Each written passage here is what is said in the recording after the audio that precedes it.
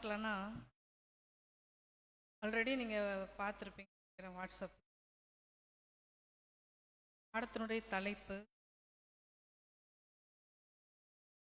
பிள்ளைகளை சுமந்த கர்ப்பமா அல்லது பிள்ளையை பெறாத கர்ப்பமா, எது பாக்கியம் உள்ளது? பிள்ளைகளை சுமந்த கர்ப்பமா அல்லது பிள்ளையை பெறாத கர்ப்பமா, எது பாக்கியம் உள்ளது அப்படின்றது தான் பார்க்க போகிறோம். நம்ம சொல்லுங்க, எது பாக்கியம் உள்ளதுன்னு நினைக்கிறீங்க?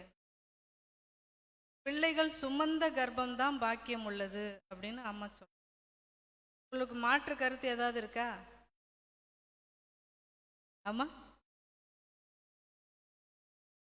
இல்லை பிள்ளை பெறாத கர்ப்பம் தான் பாக்கியம் உள்ளது அப்படின்னு பாப்பா சொல்றாங்க. நம்ம இதுக்கு ஆன்சர் பைபிள்ல இருந்தே பார்க்கலாம். பிள்ளையை சுமந்த கர்ப்பம் பாக்கியம் உள்ளதா அல்லது பிள்ளைகள் பெறாத கர்ப்பம் பாக்கியம் உள்ளதா அப்படின்ட்டு நம்ம பைபிள்ல இருந்தே நம்ம பார்க்கலாம். லாஸ்ட் கிளாஸ் ஞாபகம் இருக்கா? லாஸ்டா உங்களுக்கு எடுத்த பாடம் என்ன சொல்லுங்க பார்க்கலாம்.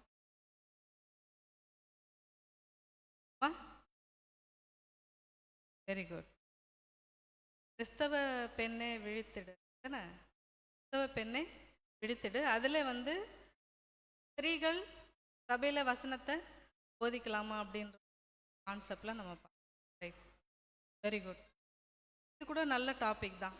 ஏன்னா இங்கே பிள்ளைகளை பெற்றவர்களே அதிகமாக இருப்பீங்கன்னு நான் நினைக்கிறேன். அதே போல் பிள்ளைகள் பெறாதவர்களும் கூட இங்கே இருக்கிறீங்கன்னு நான் ஊகிக்கிறேன். ஸோ மொத்தத்தில் 2 பேருமே இங்கே இருக்கிறீங்க. பிள்ளைகளை பெற்றவர்களும் இருக்கிறீங்க, பிள்ளைகள் பெறாதவர்களும் இருக்கிறீங்க. அப்போது நம்மளை பற்றின பாடம் தான் இது. பெண்களுக்கு உண்டான பிரத்யேகமான பாடம் தான் இது. ரைட். ஏன்னா நம்ம எல்லாருக்கும் கர்ப்பம் இருக்குது. சில பேர் பிள்ளைகளை பெற்றுட்டீங்க, இன்னும் பெறாமல் இருக்கிறீங்க. எந்த கர்ப்பம் பாக்கியம் உள்ளது அப்படின்னு நம்ம தெரிஞ்சுக்கணும் இல்லையா? அதனால் நம்ம தெரிஞ்சுக்கலாம் இந்த பாடத்தில்.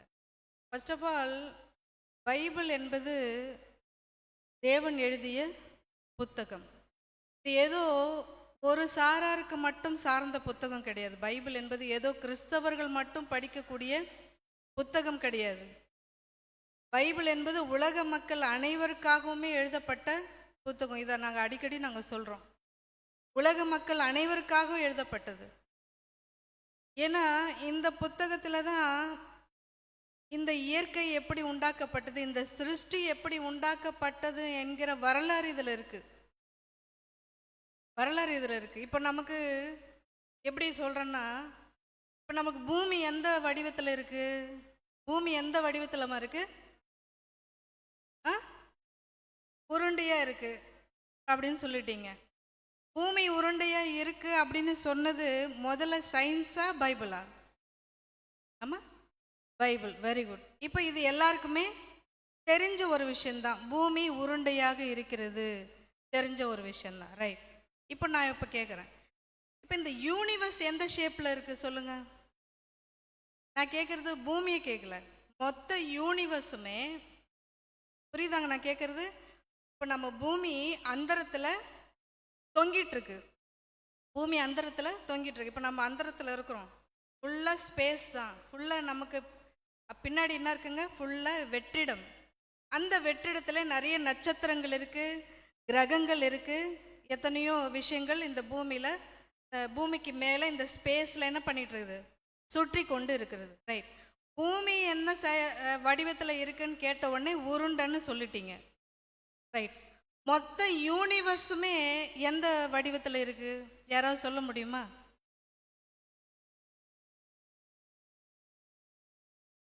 என்னங்க இந்த விஷயம் விஞ்ஞானிகளுக்கு கூட தெரியாது. மொத்த யூனிவர்ஸுமே. ஏன்னா அவங்க கண்டுபிடிச்சது, அவங்க சொல்றாங்க, அவங்க கண்டுபிடிச்சது 100ல் 10% தாங்க நாங்கள் கண்டுபிடிச்சிருக்கோம். இந்த இயற்கையில் அவர்கள் ஆராய்ந்து ஜனங்களுக்கு சொன்னது எத்தனை பர்சன்டேஜுங்க? 100ல் வெறும் 10% தான். அந்த 10% கூட என்ன சொன்னாங்க தெரியுமா? வெறும் 5% தான் எங்களால் கண்களால் பார்க்கக்கூடிய விஷயமாக இருக்கிறது. மீதி 5% பார்க்கக்கூடாத விஷயங்களாக இருக்கிறதுன்னு அவங்க கன்க்ளூஷனுக்கு வந்தாங்க. 100க்கு 10 மார்க் எடுக்கிறவங்க பாஸா? 100க்கு 10 மார்க்கு எத்தனை மார்க் எடுக்கணும்? 35 எடுக்கணும் இல்லையா? 35 எடுத்தாதான் அவங்க பாஸ். இப்போ விஞ்ஞானிகள் நாங்கள் இதை கண்டுபிடிச்சோம் அதை கண்டுபிடிச்சோம் அப்படின்னு சொல்றாங்க இல்லையா? இப்போ அவங்க அவங்க நம்ம பார்வையில் பாஸா ஃபெயிலா? என்னங்க ஃபெயிலுங்க. வெறும் 10% தான் அவங்களுக்கு தெரியும். அவங்க இந்த பூமியை பற்றி சொன்னாங்க, வானத்தை பற்றி சொன்னாங்க, இதெல்லாம் சொன்னாங்க. ஓகே, மொத்த யூனிவர்ஸும் எந்த வடிவத்தில் இருக்குன்னு அவங்களால சொல்ல முடிஞ்சதான்னு கேட்டால் சொல்ல முடியல. ஏன்னா அவங்களால ஒரு குறிப்பிட்ட தூரம் தான் போக முடிஞ்சது. அதுக்கு பிற்பாடு என்ன செய்ய முடியல? போக முடியல. அதனால அவங்களால சொல்ல முடியல. ஆனால் பைபிளை பிடித்திருக்கிற கிறிஸ்தவர்கள் சொல்லணுமா சொல்லக்கூடாதா? இந்த கேள்வியை யாராவது படித்தவர்கள் யாராவது உங்ககிட்ட வச்சாங்கன்னா நம்ம பதில் என்ன? மொத்த யூனிவர்ஸும் எந்த வடிவத்தில் இருக்கு சொல்லுங்க அப்படின்னு கேட்டால் என்ன சொல்லுவோம்? நமக்கு பூமியை பற்றியே நிறைய தெரியாது. அங்கே நம்ம பார்க்கலாம், நம்ம கிளாஸ் முடியறதுக்குள்ளே முடிஞ்ச சொல்லலாம். சரியா? இப்படி பைபிளில் எத்தனையோ விஷயங்கள் இருக்கிறது. அதனால தான் தாவீது ஒரு நல்ல வார்த்தையை சொல்லியிருக்காரு. நல்ல வார்த்தை, அதை படிச்சுட்டு நம்ம முன்னாடி போகலாம். சங்கீத புத்தகம் 119, சங்கீதம் 119 123 வசனம் பாருங்க. 119ல் 123.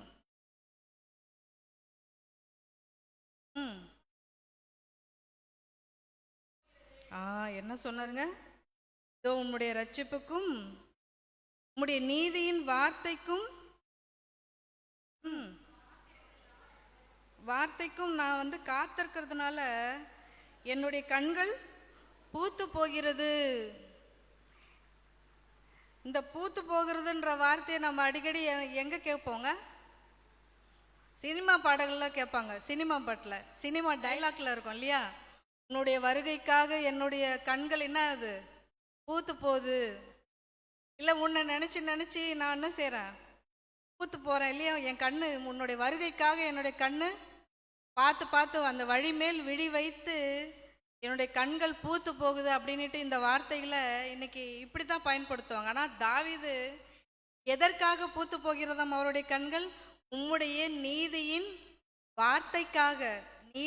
வார்த்தைக்காக நான் காத்திருக்கிறேன். அந்த வார்த்தைக்காக என்னுடைய கண்கள் பூத்து போகிறது. அப்படியாக இந்த வேதத்தின் மீது அவ்வளோ இன்ட்ரெஸ்ட் இருக்கணும், கற்றுக்கிறதுக்கு காத்திருக்கணும், பூத்து போகிற அளவுக்கு இதை படிக்கணும், இதை தெரிஞ்சுக்கணும், அதில் அத்தனை ஆர்வம் இருக்கணும். என்னங்க, ஒரு காதலன் காதலிக்கோ ஒரு காதலி காதலனுக்கோ எந்த அளவுக்கு அதில் இன்ட்ரெஸ்ட் காட்டுறாங்களோ அதே போல் தேவன் பைபிளில் கூட தேவனை ஆராய்கின்ற விஷயத்தில், தேவனை தெரிந்து கொள்ள வேண்டிய விஷயங்களில் அந்த அளவுக்கு நமக்கு இன்ட்ரெஸ்ட் வருமானா? வராது. வருமா? நீங்கள் சொல்லுங்கள். மற்ற காரியங்களில் இருக்கக்கூடிய அந்த ஆர்வமும் மற்ற காரியங்களில் இருக்கக்கூடிய அந்த வேகமும் தேவனுடைய காரியத்தில் இருக்குமா? வருமானா? வராது.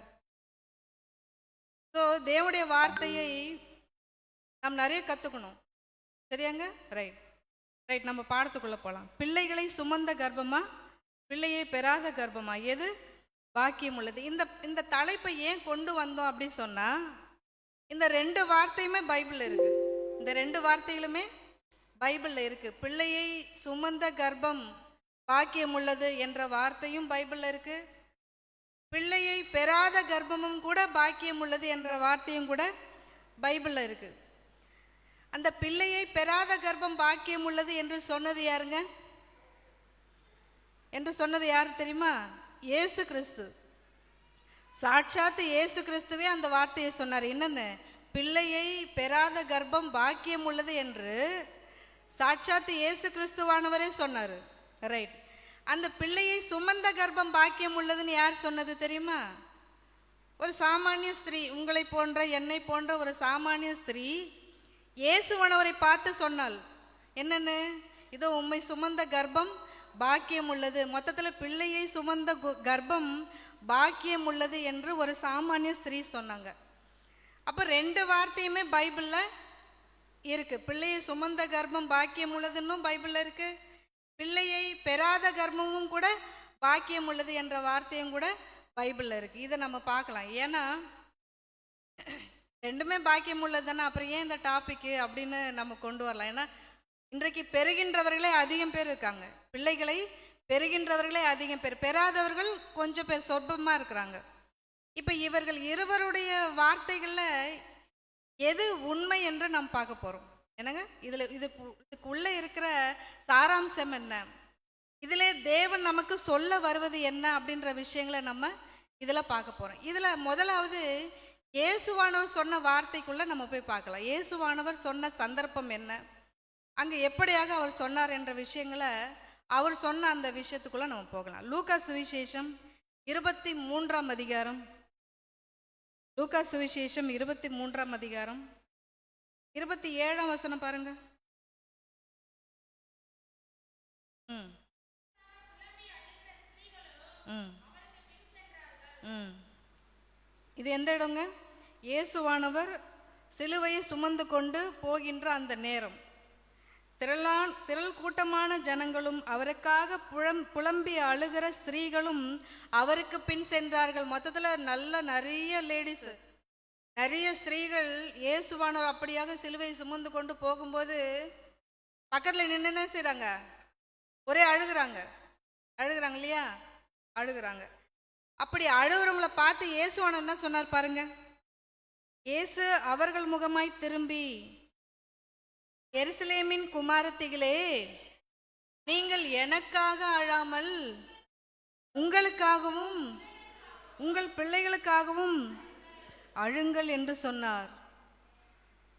இயேசுவானவர் முள்முடி சுமத்தப்பட்டவராய் உடலில் பல காயங்களோடு வேதனைகளோடு அந்த சிலுவையை கொண்டு செல்லும் பொழுது ஸ்திரீகளெல்லாம் அங்கே பக்கத்தில் நின்றுக்கிட்டு, ஐயோ இயேசுவானவரை எப்படிலாம் அடிச்சிட்டாங்க, எப்படிலாம் வேதனைப்படுத்தியிருக்கிறாங்க, இன்னும் கொஞ்ச நேரத்தில் அப்படி மேலே போய் சாக போகிறாரே, ஐயோ என்ன இந்த இயேசுவானவருக்கு வந்த நிலைமை அப்படின்னு சொல்லிட்டு இயேசுவானவரை பார்த்து ஸ்திரீகள் அழுதால் ஸ்திரீகள் அழுகுறாங்க.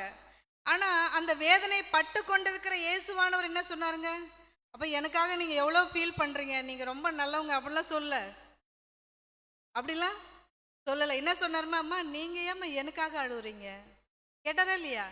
எனக்காக நீங்கள் ஏம்மா அழுகுறீங்க, எனக்காக அழாதீங்க. அப்போ வேற யாருக்காக அழ சொன்னாருங்க? நீங்கள் உங்களுக்காகவும் உங்கள் பிள்ளைகளுக்காகவும் அழுங்கள். ஏன் இப்படி சொன்னார் இயேசுவானவர்? ஆனால் நம்ம என்ன செய்கிறோங்க? வருஷம் என்ன செய்வோங்க? வருஷம் நீங்கள் அழ வேண்டாம் என்று சொன்னாலும் நாங்கள் என்ன செய்வோம்? நாங்கள் உங்களுக்காக அழுதே தீர்வோம். இயேசுவானவர் என்ன சொன்னாருங்க? நீங்கள் உங்களுக்காக அழுங்க, உங்கள் பிள்ளைகளுக்காக அழுங்க அப்படின்னு சொன்னால் அதில் ஒரு நல்ல விஷயம் இருக்குது. ஏன்னால் நாம் எப்படிப்பட்டவர்கள்னு நீங்கள் பார்க்கணும். நீங்கள் யாருன்னு நீங்கள் பாருங்கள். நான் யாருன்னு எனக்கு தெரியும், என்னுடைய வேலை என்ன எனக்கு தெரியும், என்னுடைய வேலை இதோ முடிய போகிறது, இதோ முடித்து நான் எங்கே செல்லுவேன் என்பது கூட எனக்கு தெரியும். ஆனால் உங்களுக்கு தெரியுமா அந்த விஷயம்? நீங்கள் யாருன்னு தெரியுமா? நீங்கள் என்ன வேலை செய்யணும்னு உங்களுக்கு தெரியுமா? நீங்கள் எதுக்காக வாழ்ந்துட்டு இருக்கிறீங்கன்ற விஷயம் உங்களுக்கு தெரியுமா? நீங்கள் மறித்த பிறகு எங்கே போவீங்கன்ற விஷயம் உங்களுக்கு தெரியுமா? உங்கள் பிள்ளைங்களுக்கு தெரியுமா? அப்போ தெரியாத யார் அழுவணும்? யார் அழுவணும்? நீங்கள் தான் அழுவணும். இனிமே இயேசுவானவரை நினைத்து நீங்கள் அழ வேண்டியதில்லை, உங்களை நினைத்து அழுங்கள். ஏனென்றால் இத்தனை காரியம் தெரியாமல் இந்த பூமியிலே நான் வாழ்ந்து கொண்டிருக்கிறேனே, எப்பொழுது என்னுடைய ஜீவன் என்னை விட்டு போகுமோ, சொர்க்கத்துக்கு போவேனா நரகத்துக்கு போவேனா அப்படின்னுட்டு என்ன செய்யுங்க? ஒவ்வொரு நாளும் உங்களை குறித்தும் உங்களுடைய பிள்ளைகளை குறித்தும் நீங்கள் என்ன செய்ய வேண்டும்? அழ வேண்டும். நம்ம அப்படி அழுவோமா? அப்படி அழமாட்டோம். அப்படி நினச்சி அழமாட்டோம். ஆனால் எதுக்கெல்லாம் அழக்கூடாதோ அதுக்கெல்லாம் உட்காந்து அழுதுகிட்டு இருப்போம். பணம் இல்லைன்னு அழுவோம், படிப்பு இல்லைன்னு அழுவோம், கஷ்டம் நஷ்டம் இது இல்லை அது இல்லைன்னு இதுக்கெல்லாம் அழுதுகிட்டு இருப்போம். பரலோகத்திற்கு செல்ல நான் தகுதியானவளாக மாறிவிட்டேனா, என்னுடைய பிள்ளைகள் இதோ பரலோகத்திற்காக தயாராகி விட்டார்களா என்று அதை நினைத்து என்றைக்காவது அழுதிருக்கிறோமாங்க? நம்ம கிடையாது. அப்படியாக சொல்லிவிட்டு அடுத்த வார்த்தை படிக்கலாம் கீழே 23:29. இப்படியாக சொல்லிவிட்டு அழாதீங்கன்னு சொல்லிட்டு உங்களுக்காக உங்க பிள்ளைங்களுக்காக அழுங்கன்னு சொல்லிட்டு இந்த வார்த்தையை சொன்னாரு. என்ன சொன்னாருங்க? இதோ மலடிகள் பாக்கியவதிகள் என்றும் பிள்ளை பெறாத கர்ப்பங்களும் பால் கொடாத முளைகளும் பாக்கியம் உள்ளவைகள் என்றும் சொல்லப்படும் நாட்கள் வரும் என்று சொன்னார். இதோ அழாதேயுங்கள் என்று சொல்லிவிட்டு உங்களுக்காக உங்கள் பிள்ளைகளுக்காக அழுங்கள் என்று சொல்லிவிட்டு இனி அப்புறம் என்ன சொல்றாருங்க? இதோ பிள்ளைகள் பெறாத அந்த மலடி பாக்கியவதி, பிள்ளை பெறாத கர்ப்பம், பால் கொடாத முளைகள் அதெல்லாம் பாக்கியம் உள்ளது என்று சொல்லப்படுகின்ற நாட்கள் வரும் அப்படின்னு சொன்னாரு. மொத்தத்துல ஒரு விஷயத்த சொல்றாரு. என்னன்னா, பிள்ளை பெறாதவர்கள் பாக்கியவான்கள் என்று சொல்லுகிறார் இயேசு. பிள்ளைகளை பெற்றவர்களை பார்த்து நீங்கள் உங்களுக்காகவும் உங்கள் பிள்ளைகளுக்காகவும் அழுங்கள் என்று சொல்லிவிட்டு அடுத்து பிள்ளை பெறாதவர்கள் பாக்கியவான்கள் என்று சொல்லுகின்றார். புரிஞ்சுதாப்பா? ரைட். இது ஒரு சந்தர்ப்பம், இது ஒரு சந்தர்ப்பம். அடுத்த சந்தர்ப்பத்தை பார்க்கலாம். பிள்ளையை சுமந்த கர்ப்பம் பாக்கியம் உள்ளது அப்படின்னு சொன்ன சந்தர்ப்பத்தையும் படிக்கலாம். சரியா? அது எங்க இருக்கு? லூக்கா சுவிசேஷம் 11ஆம் அதிகாரம் 27ஆம் வசனம் பாருங்க. லூக்கா சுவிசேஷம் 11ஆம் அதிகாரம் 27. ம் ம் ம் ம் ம் ம் ஆமாங்க. இயேசுவானவர் மகா ஞானத்தை பிரசங்கித்துக் கொண்டிருக்கிறார். நல்ல நல்ல வார்த்தைகளை பேசுகிறார். அறியாத தெரியாத விஷயங்களை எல்லாம் பேசுகிறார், சொல்றாரு. அப்படி சொல்லும் போது அந்த வார்த்தைகளை கேட்ட ஒரு ஸ்திரீ சொல்லுகிறாள், சத்தமிட்டு சொல்லுகிறாள், என்னவென்று, எந்த கர்ப்பம் உம்மை சுமந்ததோ, என்னங்க, எந்த கர்ப்பம் உம்மை சுமந்ததோ, எந்த கர்ப்பம் உம்மை காப்பாற்றியதோ, உமக்கு பால் கொடுத்ததோ, அந்த கர்ப்பமும் முளைகளும் பாக்கியம் உள்ளது அப்படின்னு ஒரு ஸ்திரீ சொன்னாங்க. ரைட். இப்போ ஸ்திரீ சொன்னா நம்ம நம்பலாமா? ஸ்திரீ சொன்னா நம்ம நம்பக்கூடாது. சரி, இந்த வார்த்தையை கேட்ட இயேசுவானவர் அதை ஒத்துக்கிட்டாரா இல்லையா? ஒத்துக்கிட்டாரா இல்லையா? பாருங்க கீழே, அப்படி படிங்க. ஒத்துக்கிட்டாரா இல்லையா பாருங்க. 27ஆம் வசனம். அதற்கு அவர், அப்படி ஆனாலும், அப்படி ஆனாலும், அப்படி ஆனாலும்னா என்ன அர்த்தம்? அப்படி ஆனாலும்னா என்ன அர்த்தம்? அப்படித்தான்.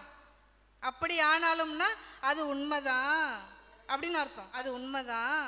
ஆனாலும் கூட தேவனுடைய வார்த்தையை கேட்டு அதை காத்து கொள்ளுகிறவர்களே அதிக பாக்கியவான்கள் அப்படின்னு சொன்னாரு. அப்போ பிள்ளையை சுமந்த கர்ப்பமும் கூட பாக்கியம் உள்ளது என்பதை இயேசுவானவர் ஒத்துக்கொண்டாரா இல்லையா? அப்படிதான் சொல்லிட்டாரு. அப்படி ஆனாலும் அப்படின்னு சொல்லிட்டாரு. அப்பனா பிள்ளையை சுமந்த கர்ப்பமும் கூட பாக்கியம் உள்ளது அப்படின்னு தான் இயேசுவானவர் சொல்றாரு. ரெண்டுத்தையுமே சொல்றாரு. பிள்ளையை சுமந்த கர்ப்பமும் பாக்கியம் உள்ளது என்று சொல்லுகிறார். அடுத்து பிள்ளை பெறாத கர்ப்பங்களும் கூட பாக்கியம் உள்ளது என்று சொல்லுகிறார். என்ன இந்த ரெண்டு விஷயமும் இருக்கு பைபிள்ல? அப்ப ரெண்டு விஷயம் தான், நல்ல விஷயம் தானே. அப்ப பிள்ளை பெற்றுக்கிட்டாலும் ஒண்ணுதான், பிள்ளைகளை பெற்றுக்கொள்ளாவிட்டாலும் ஒன்றுதான் அப்படின்னு நம்ம கடந்து போயிடுவோம். என்னங்க, நாம் அப்படியாக ஆலோசிக்க கூடாது. ஏன்னா உலகத்தில் பெறுகின்றவர்களே அதிகம். அனைவரும் திருமணம் செய்து கொள்ளுகிறார்கள், அனைவரும் பிள்ளைகளை பெற்றெடுக்கிறார்கள். அப்போ உலகத்தில் உள்ள அனைவருடைய கர்ப்பங்களும் பாக்கியம் உள்ளதா? அதே போல அநேகர் பிள்ளையை பெற்றெடுக்காமல் இருக்கிறார்கள் இல்லையா? பிள்ளை பிறக்காது, அவங்களுக்கு பிறக்கல. அப்ப அவங்களுடைய கர்ப்பமும் கூட பாக்கியம் உள்ளதா? உலகத்துல எல்லாருமே இல்லையா? அப்படிதானே? பெரும்பாலானோர் திருமணம் செய்து கொண்டு பிள்ளைகளை பெறுகிறார்கள். உலகத்தில் உள்ள அனைவருடைய கர்ப்பங்களும் அப்போ பாக்கியம் உள்ளதா? அதே போல பிள்ளைகளை பெறாதவர்களுடைய எண்ணிக்கையும் கூட அதிகம்தான் இல்லையா? பிள்ளைகளை பெறமாட்டாங்க. இப்பெல்லாம் ட்ரெண்ட் ஆயிடுச்சு. பிள்ளைகளை பெற்றெடுத்து கொள்வது என்பது, ஐயைய கல்யாணமே வேணான்றாங்க. கல்யாணம் வேணாம், எங்களுக்கு பிள்ளைங்களும் வேணாம், நாங்கள் அப்படியே ஜாலியாக இருக்கணும்.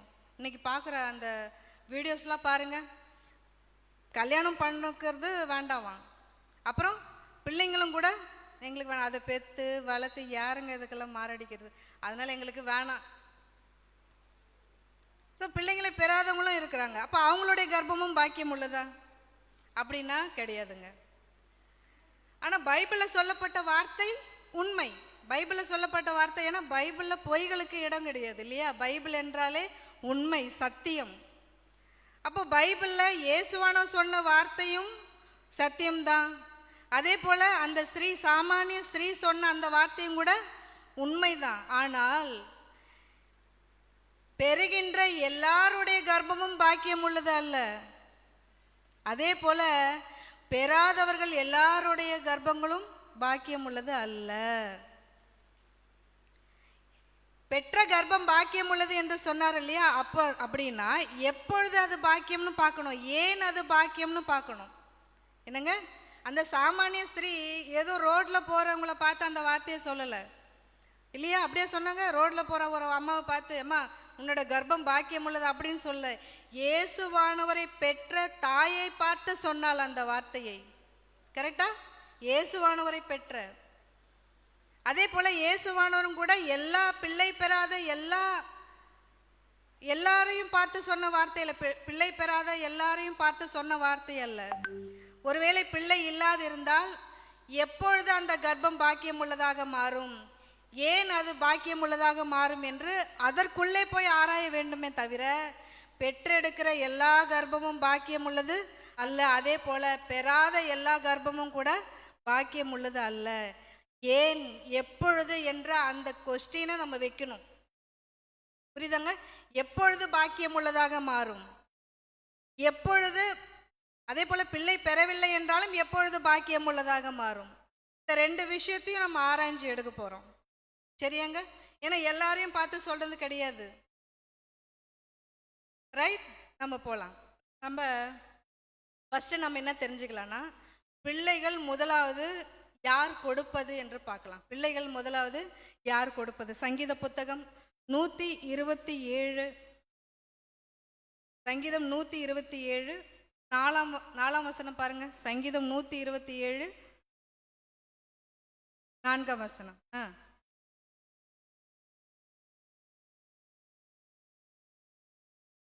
3ஆம் வசனம்.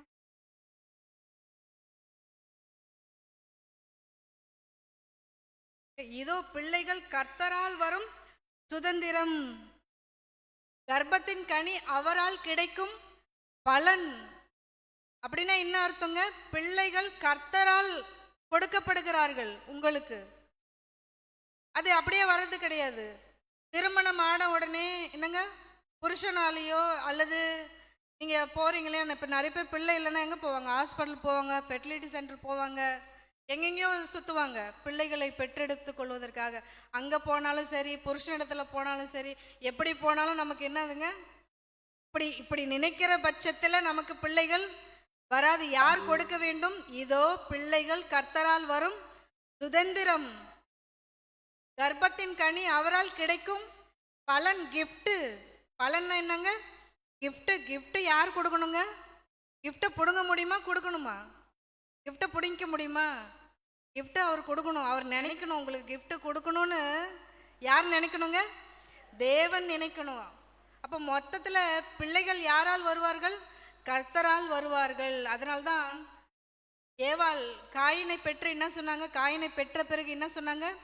கர்த்தரால் ஒரு மனுஷனை பெற்றேன் அப்படின்னு சொல்லியிருப்பாங்க. கரெக்டாக அவங்களுக்கு தெரிஞ்சது, இதோ இந்த குழந்தை எனக்கு ஏதோ என்னுடைய புருஷனாலேயோ இல்லை என்னுடைய சொந்த விஷயத்தினாலேயோ வரல, இதோ கர்த்தரால் ஒரு மனுஷனை பெற்றேன் என்று தேவனை முன்னிட்டு சொன்னாலுங்க. இன்னைக்கு எத்தனை பேர் அப்படி சொல்ல முடியும்? யாருக்காவது தெரியுதா? உலகத்தில் யாருக்காவது இந்த குழந்தை தேவன் அருளியது, தேவன் கொடுத்தது அப்படின்னு உலகத்தில் எத்தனை பேருக்கு தெரியும்? ஏன் நமக்கு எத்தனை பேருக்கு தெரியும்? அதே போல ராகேல் இருப்பாங்க இல்லையா? ராகேலுக்கு ரொம்ப நாளா பிள்ளை இல்லாம இருக்கும். ரொம்ப நாள் பிள்ளை இல்லாம இருக்கும். அவங்க யாக்கோபு கிட்ட போய் சண்டை போடுவாங்க. எனக்கு பிள்ளை கொடுங்க, எனக்கு பிள்ளைய கொடுங்க, இல்லைன்னா நான் செத்து போயிடுவேன் அப்படின்னு சொல்லுவாங்க. ஏதோ எனக்கு கடையில் சாக்லேட் வாங்கி கொடுங்க, எனக்கு இந்த மரத்தில் இருக்கிற காயை பறித்து கொடுங்கன்ற மாதிரி அந்த மாதிரி சாதாரணமாக கேட்டுருவாங்க. எனக்கு பிள்ளைய கொடுங்க அப்படின்னு இருந்துக்கொன்னே யாக்கோபு என்ன பதில் சொல்லுவாருங்க? படிக்கிறீங்களா? ஆதியாகமம் 30ஆம் அதிகாரம் 2ஆம் வசனம் பாருங்க. ஆதியாகமம் 30ஆம் அதிகாரம் 2ஆம் வசனம். ராகேலின் மேல் கோபம் கொண்டு, தேவன் அல்லவோ உன் கர்ப்பத்தை அடைத்திருக்கிறார், நான் என்ன தேவனா? என்னங்க, தேவன் தாமா உன்னுடைய கர்ப்பத்தை மூடி வச்சிருக்கிறாரு. நான் அதை திறக்க முடியுமா? நான் என்ன தேவனா? நான் என்ன தேவனா? என்னங்க நீ செத்து போறேன்னு சொல்றிய, நான் என்ன பண்ண முடியும்? தேவன் தான் காரணம். உன்னுடைய கர்ப்பம் திறக்கப்படுவதற்கும் உன்னுடைய கர்ப்பம் மூடப்படுவதற்கும் யார் காரணம்? தேவன் காரணம். தேவன் தான் உன்னுடைய கர்ப்பத்தை திறக்க வேண்டும். நான் தேவன் கிடையாது. நீ யார்கிட்ட கேட்கணும் பிள்ளை வேணும்னு? யார்கிட்ட கேட்கணும் பிள்ளை வேணும்னு? நீ தேவனிடத்துல கேளு அப்படின்னு அங்க வழியை காட்டி விடுறாரு யாக்கோபு. என்கிட்ட கேட்கறது 10 பிசாக்கு பிரயோஜனம் இல்லை, நீ தேவன் கிட்ட கேளு அப்படின்னு. உடனே ராகேல் தேவன் இடத்துல கேட்பாங்க. தேவன் ராகேலை நினைத்தருளுவார். அதே போல அதுக்கு பிற்பாடு ராகேலுக்கு என்ன என்ன என்ன பண்ணப்படும்? பிள்ளைகள் கொடுக்கப்படும், பிள்ளைகள் வரும். அடுத்த அண்ணாள் இருப்பாங்க இல்லையா, அண்ணாலும் கூட ரொம்ப நாளா பிள்ளை இல்லாம இருப்பாங்க. பிள்ளை இல்லாம ரொம்ப அழுவாங்க. தேவாலயத்துல போய் என்ன செய்வாங்க? ரொம்ப அழுவாங்க. பிள்ளை இல்லை, ரொம்ப சஞ்சலப்படுவாங்க. ஆனா வீட்டுக்காரு, இன்னைக்கு நிறைய வீட்டுக்காரங்க பிள்ளை இல்லைன்னு உடனே, இன்னைக்கு இல்லை கொஞ்ச நாளைக்கு முன்னாடிலாம் குழந்தை இல்லை அப்படின்னா உடனே அந்த ஆள் என்ன பண்ணுவான் தெரியுமா? அந்த பொண்டாட்டியை தள்ளி விட்டுட்டு இன்னொரு பொண்ணை கல்யாணம் பண்ணிப்பாங்க. கொஞ்ச நாளைக்கு முன்னாடிலாம் இல்லையா, குழந்தை இல்லைன்னு தெரிஞ்சா போதும் உடனே இன்னொரு கல்யாணம் பண்ணிப்பாங்க.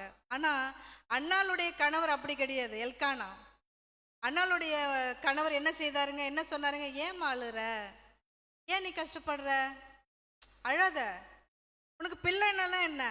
நான் 10 பேருக்கு நான் சமம் அப்படின்னுவாரு. 10 பேருக்கு, உனக்கு 10 பிள்ளைங்களுக்கு சமம் நான். எவ்வளவு அன்பான வார்த்தைங்க பேசினார் பாருங்க கணவன் எல்கானா.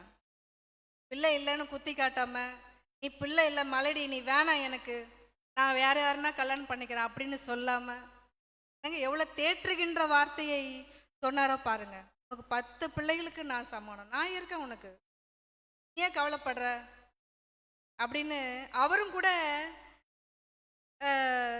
தேவனிடத்துல திருப்புவதாக தெரியுது. அண்ணாள் மீண்டும் ஜெபிப்பாங்க, தேவனை நோக்கி கேட்பாங்க. தேவன் அண்ணாளுடைய அந்த வேண்டுதலை என்ன செய்வாருங்க? கேட்டு ஒரு சாமுவேலை அவங்களுக்கு கொடுப்பாங்க. மொத்தத்தில் அவர்களும் கூட இதுக்கெல்லாம் ரெஃபரன்ஸ் இருக்கு. அது கூட படிக்கிறீங்களா?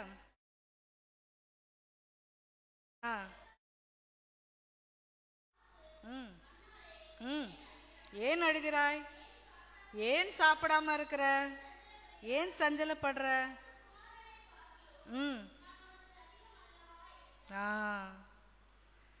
நான் இருக்கேன் உனக்கு சொன்னாரு. அதுக்கு பிற்பாடு அவங்க ஜெபம் கேட்கப்படும், சாமுவேல் பிறப்பாரு. இப்ப பார்த்த சந்தர்ப்பங்கள் அனைத்திலுமே கூட நமக்கு என்ன புரிகிறது?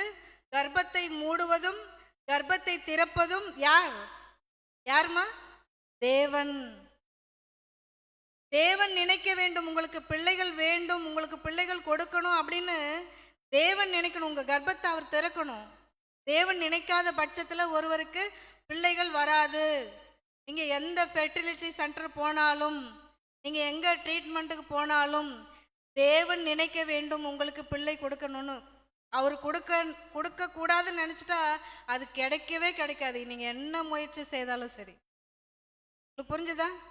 அப்போ பிள்ளையை கொடுப்பதும் பிள்ளையை தடுப்பதும் தேவன் தான். தேவன் தான். இது வரைக்கும் புரிஞ்சுதா? இது வரைக்கும் புரிஞ்சுதா? ரைட். அடுத்து நம்ம விஷயம். அப்போ அனைத்து கர்ப்பங்களும் பாக்கியம் உள்ளதா இல்லையா? இப்போ பெற்ற எல்லா கர்ப்பம், இப்போ நம்ம எல்லாம் பிள்ளைகளை பெற்றிருக்கிறோம். உலகத்தில் உள்ள அனைவரும் பிள்ளைகளை பெற்றெடுக்கிறார்கள். எத்தனையோ குமாரர்களை பெற்றெடுக்கிறார். இப்போ அவங்க எல்லாருடைய கர்ப்பங்களும் பாக்கியம் உள்ளதா? பெற்ற எல்லாருடைய கர்ப்பமும் பாக்கியம் உள்ளதான்னு கேட்டா இல்லை. நம் பிள்ளைகளை பெற்று விடுவோம் ஈஸியா. திருமணம் செய்து கொள்வோம், பிள்ளைகளை பெற்றுக்கொள்வோம். 1 இல்லை 2 இல்லை 3 இல்லை பெற்றுக்கிட்டு இருப்போம். ரைட். ஆனால் அந்த பிள்ளைகள் தேவனுக்காக வளர்கின்றார்களா? தேவனுக்காக வளர்கின்றார்களா? தேவனுடைய வார்த்தைகளை பேசுகின்றார்களா? அல்லது துன்மார்க்கமாய் நடக்கின்றார்களா? அது விஷயம். புரிஞ்சுதாங்க? பைபிள்ல ஒரு அம்மா இருக்காங்க, பெற்ற கர்ப்பம், பிள்ளையை பெற்றெடுத்த கர்ப்பம் அவளுடையது. அவள் எப்படிப்பட்டவளாக இருந்தாலோ பைபிளில் போய் ஒரு ஒரு ஒரு ஸ்திரீயை பார்க்கலாம், ஸ்திரீயை பார்க்கலாம். 2 நாளாகமும் 22ஆம் அதிகாரம், 2 நாளாகமும் 22ஆம் அதிகாரம் 2-3 வசனங்கள். 2 நாளாகமும் 22ஆம் அதிகாரம் 2-3 வசனங்கள். அகசியா ராஜாவாகிற போது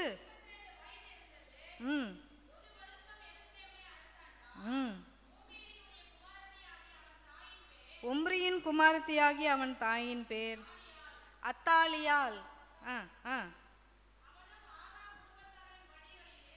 ஏதோ ஆகாப் குடும்பத்தார் என்ன செய்தார்களோ அதே போன்ற வழிகளிலே இந்த அகசியா ராஜாவும் நடந்தான். அதற்கு காரணம் யாருன்னு பாருங்க. துன்மார்க்கமாய் நடக்க அவனுடைய தாய் அவனுக்கு ஆலோசனைக்காரியாய் இருந்தால், துன்மார்க்கமாய் நடப்பதற்கு அத்தாலியால் என்கிற அந்த ஸ்திரீ தன்னுடைய மகனை துன்மார்க்கமாய் நடக்க செய்தாலாம்.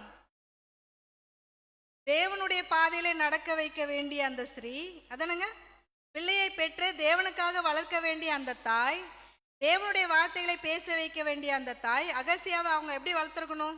அப்பா, இதெல்லாம் இஸ்ரவேல் ஜனங்கள், தேவனுடைய ஜனங்கள், அந்த ஜனங்களை நீ நீதியின் பாதையில் நடத்த வேண்டும், அவர்களை நீதியாய் நீ வழி நடத்த வேண்டும், நல்ல நல்ல வார்த்தைகளை அவர்களுக்கு கற்பிக்க வேண்டும், இப்படியாக நீ தேவனுக்கு ஊழியம் செய்ய வேண்டும் என்று சொல்லி வளர்க்க வேண்டிய தாய் என்ன செய்தாலுங்க?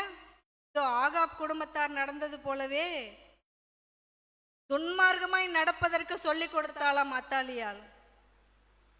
இப்ப இந்த அத்தாலியாளுடைய கர்ப்பம் பாக்கியம் உள்ளதாங்க? பாக்கியம் உள்ளதா? நீதியின் பாதையை கற்றுக் கொடுக்கல, துன்மார்க்கமாய் நடக்க கற்றுக் கொடுத்தாலாம். இன்னைக்கு நாமும் கூட பெற்றெடுத்த கர்ப்பங்களே, நம்முடைய கர்ப்பம் அனைத்தும் கூட பெற்றெடுத்த கர்ப்பங்களே, ரைட்? இப்ப நம்முடைய பிள்ளைகள் எப்படியாக இருக்கிறார்கள்? ஆலோசிக்கணும் நீங்க. நம்முடைய பிள்ளைகள் எப்படியாக இருக்கிறார்கள்? அன்றைக்கு இயேசுவானவரை பார்த்து அந்த ஸ்திரீ சொன்னாள் இல்லையா? இயேசுவானவரை பார்த்து சொன்ன, இயேசுவானவரே, உம்மை பெற்ற அந்த கர்ப்பம் பாக்கியம் உள்ளது, இதோ நீர் பாலுண்ட முளைகள் பாக்கியம் உள்ளது என்று இயேசுவானவரை பார்த்து சொன்னாள். இயேசுவானவரை போன்ற பிள்ளைகள் யாரெல்லாம் வைத்திருக்கிறார்களோ அவர்களே பாக்கியமுள்ள ஸ்திரீகள், பாக்கியமுள்ள கர்ப்பங்கள்.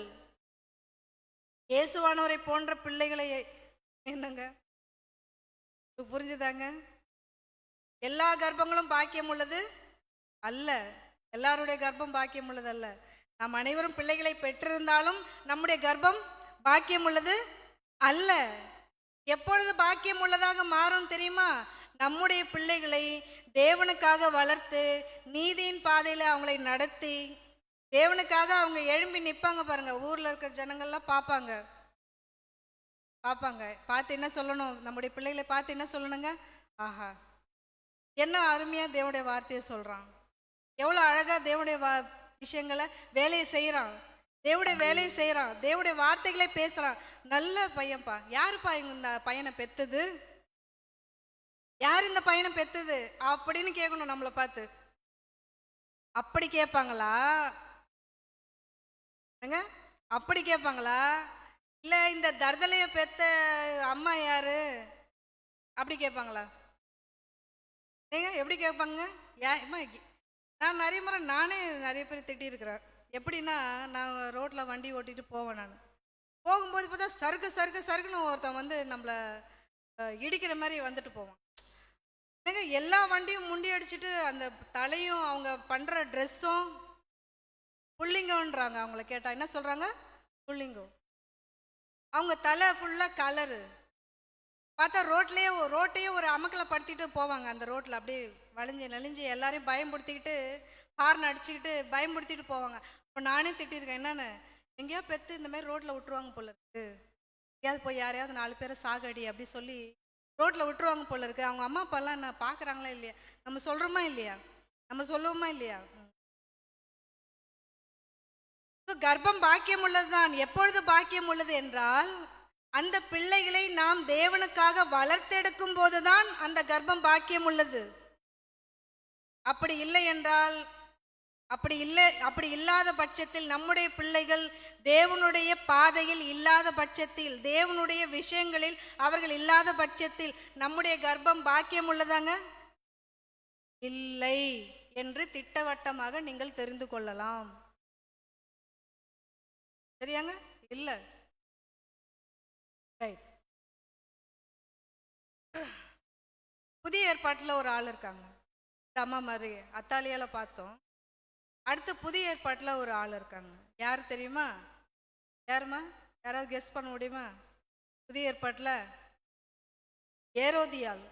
புதிய ஏற்பாட்டில் ஏரோதியாள் இருக்காங்க. அவங்கள பார்க்கலாம். மத்தேயு சுவிசேஷம் 14ஆம் அதிகாரம். மத்தேயு சுவிசேஷம் 14ஆம் அதிகாரம்.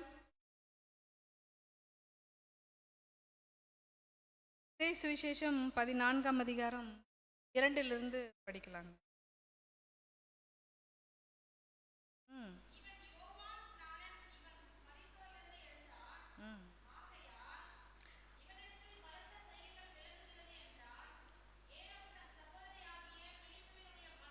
ம்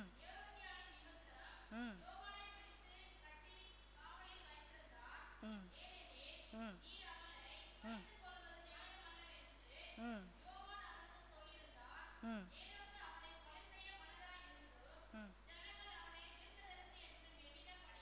ம் ஆ இதோ 6ஆம் வசனம். அப்படி இருக்க ஏரோதோடைய பிறந்த நாள் வருது. ஏரோதோடைய பிறந்த நாள் வருது, கொண்டாடப்படுகிற போது இதோ அந்த ஏரோதியாளுடைய குமாரத்தி வந்திருந்த அந்த விருந்தினர்கள், பெரிய பெரிய ஜாம்பவான்கள் பத்தியில அந்த அந்த பெண், அந்த ஏரோதியால் வந்து தன்னுடைய மகளை வந்து நடனம் ஆட வைக்கிறாங்க. நல்ல டான்சர் போல இருக்கு. சரியா? நடனம் ஆட வைக்கிறாங்க. நடனம் ஆடிட்டாங்க. என்ன நடக்குது பாருங்க. அது நிமித்தம் அவன் எந்த அளவுக்கு நடனம் பண்ணியிருந்தா இந்த வார்த்தை வந்திருக்கோங்க. எந்த அளவுக்கு அந்த பெண்ணு, ராஜா என்ன சொல்றாரு பாருங்க. அந்த நடனத்தை பார்த்த பிறகு ராஜா என்ன சொன்னாரு பாருங்க. அது நிமித்தம் அவன்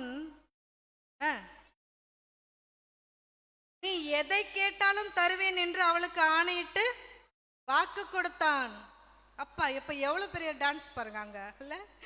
அவ்வளோ இம்ப்ரெஸ் ஆயிட்டாரு ராஜா. அப்போ அந்த அளவுக்கு டான்ஸ் பண்ணியிருக்க அந்த பொண்ணு. டான்ஸ் பார்த்துட்டு சொல்றாரு, நீ என்ன கேட்டாலும் நான் தரமா, ராஜா சொல்லிட்டாரு. இப்ப ஏரோதியால் இப்ப அந்த சின்ன பொண்ணுகிட்ட கேட்டாரு. இப்ப சின்ன பொண்ணு என்ன செய்யும்? சின்ன பொண்ணு இல்லையா, ரொம்ப சின்ன. இப்ப நம்ம பிள்ளைங்க கேட்ட கூட உனக்கு என்ன வேணும் அப்படின்னு நம்ம கேட்ட உடனே அதுங்களுக்கு சொல்ல தெரியாது. அதுங்களுக்கு சொல்ல தெரியாது. இருங்க நான் போய் எங்கள் அப்பாட்ட கேட்டு வரேன், இல்லை எங்கள் அம்மாட்ட போய் நான் கேட்டு வரேன் அப்படின்ட்டு நம்மக்கிட்ட வந்து கேட்பாங்க. கேட்குறாங்க, நான் என்ன கேட்கட்டும். அதே போல தான் இந்த சிறிய பெண்ணு கூட, இந்த சின்ன பொண்ணு கூட அவங்க அம்மா கிட்ட போய் கேட்குறாங்க. ராஜா அந்த மாதிரி சொல்லிட்டாரு, நான் என்ன கேட்க அப்படின்னு கேட்டால் இந்த அம்மா என்ன சொன்னாங்களோ பாருங்க.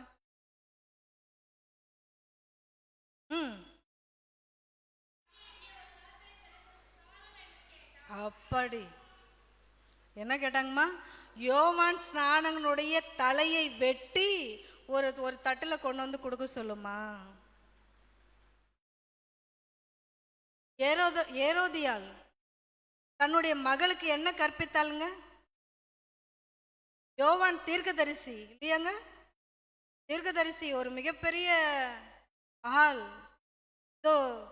இயேசுவானவருக்கு முன்பாக வந்து பாதையை சேவைப்படுத்துகிற ஒரு பெரிய தீர்க்கதரிசி இல்லையா? அத்தகைய தீர்க்கதரிசியினுடைய தலையை வெட்டி ஒரு தாளத்தில் வைத்து கொண்டு வந்து கொடுக்க சொல்லு அப்படின்னு அந்த சின்ன பெண்ணுக்கு கற்பித்தாள் தாய். இவளுடைய கர்ப்பம் பாக்கியம் உள்ளதா? ஏரோதியாளோட அந்த கர்ப்பம் பாக்கியம் உள்ளதாங்க?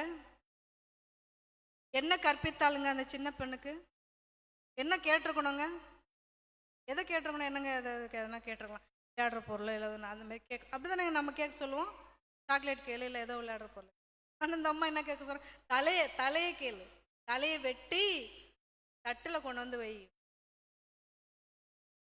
எவ்வளோ கோபம் பாருங்க, எவ்வளோ. அதெல்லாம் தன்னுடைய பிள்ளைக்கு ஊட்டி வளர்க்குறாங்க. இவங்களுக்கு யோவான் ஸ்நானன் மேலே இருந்த அந்த அந்த கடுப்பையும் அந்த பழி வாங்குதலையும் தன்னுடைய மகளை வைத்து பழித்திருக்கிறார்கள். இப்படிப்பட்ட இவளுடைய கர்ப்பம் பாக்கியம் உள்ளதா என்று கேட்டால் இல்லை, இல்லை. அண்ணாள் இருந்தாங்க. அண்ணாள் பிள்ளை இல்லாமல் இருந்தாங்க. பிள்ளைய தேவன் என்ன சொல்லுவாங்க அந்த இடத்துல என்ன சொல்லுவாங்க?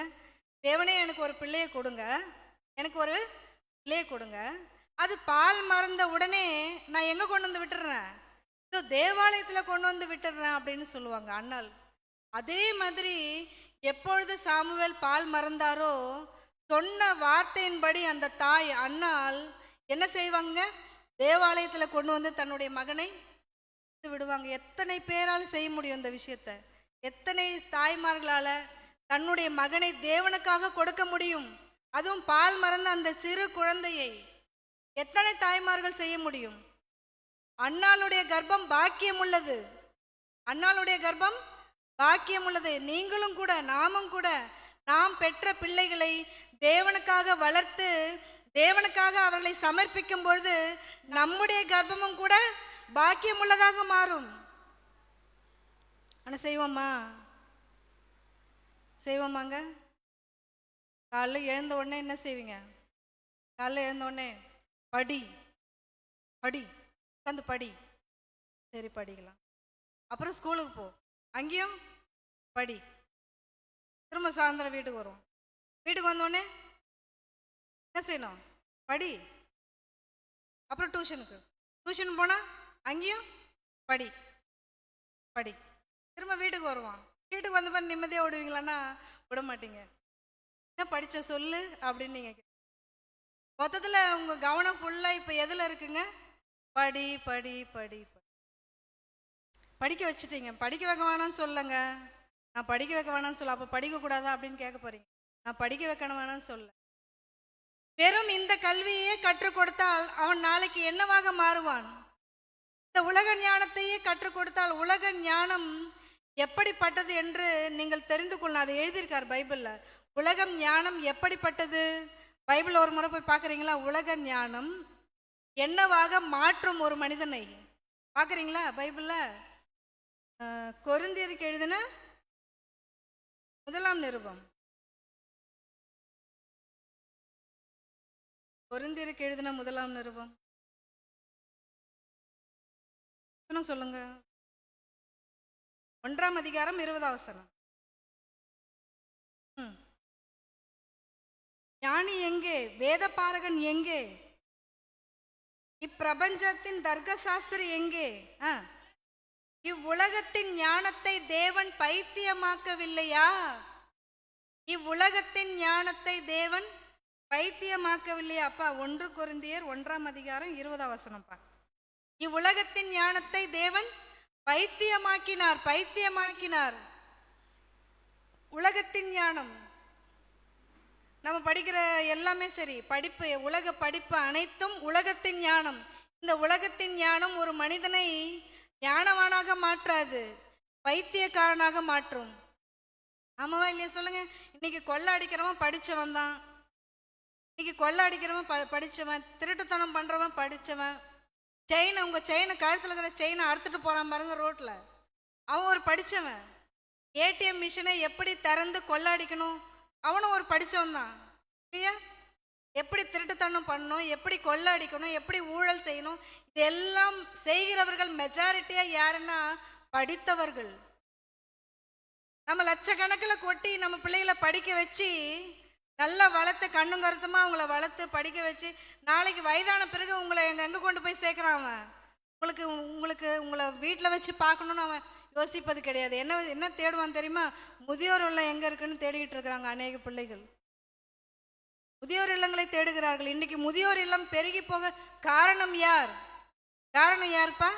இந்த உலக ஞானம். படிப்பே தேவையில்லைன்னு பேசல, படிப்பு தேவைதான். ஆனா அதை காட்டிலும் எந்த ஞானம் பிள்ளைகளுக்கு தேவை? இதோ இந்த பைபிள் ஞானம், இந்த வேதாகம கல்வி நம்முடைய பிள்ளைகளுக்கு தேவை. இந்த கல்வியைத்தான் அவங்களுக்கு சொல்லிக் கொடுக்க சொல்லியிருக்காரு. எப்போதெல்லாம் சொல்லிக் கொடுக்க சொன்னாரு? நம்ம லாஸ்ட் கிளாஸ்ல படித்தோம். ஞாபகம் இருக்கா உங்களுக்கு? இந்த இந்த தேவனுடைய ஞானத்தை நாம் எப்போதெல்லாம் சொல்லிக் கொடுக்கணுங்க? எப்போதெல்லாம் சொல்லிக் கொடுக்கணும்?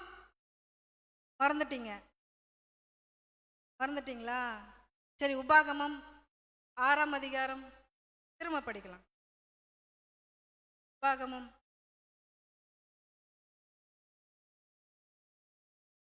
6ஆம் அதிகாரம்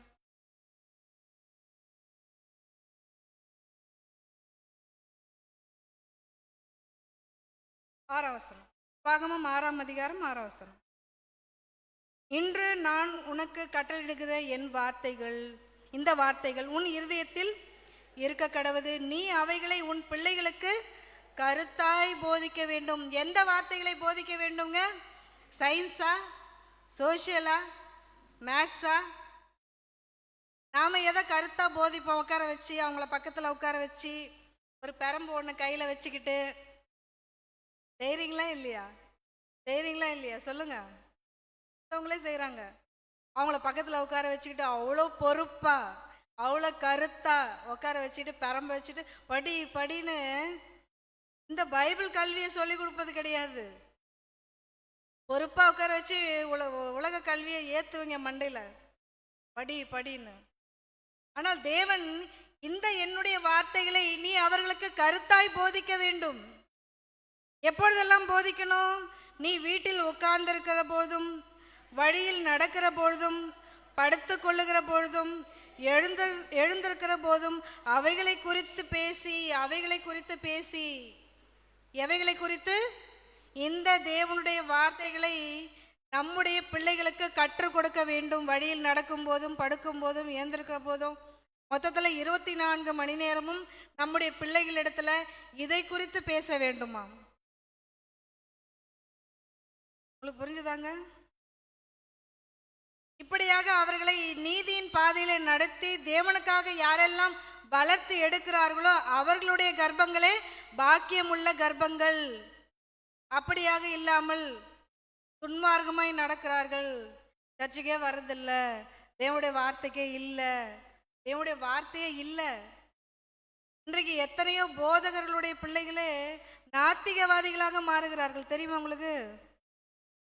பாஸ்டர் பிள்ளைங்களே சர்ச்சுக்கு வர்றதில்ல. எத்தனையோ விசுவாசி அம்மா அப்பா 2 பேரும் வருவாங்க, பிள்ளைங்க வரமாட்டாங்க. கேட்டா எங்களுக்கு பிடிக்கல,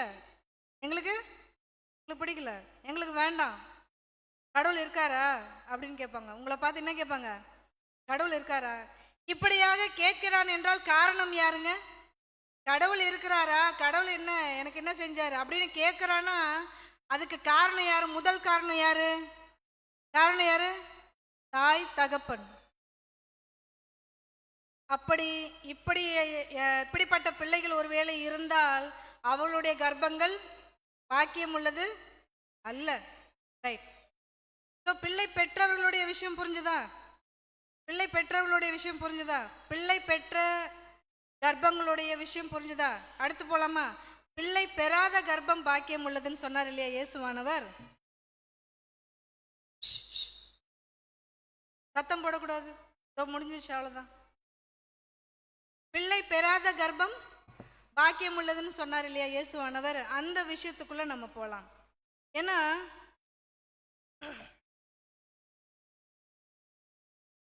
முன்னாடி சொன்ன மாதிரி எத்தனையோ பேருக்கு பிள்ளை இல்லை.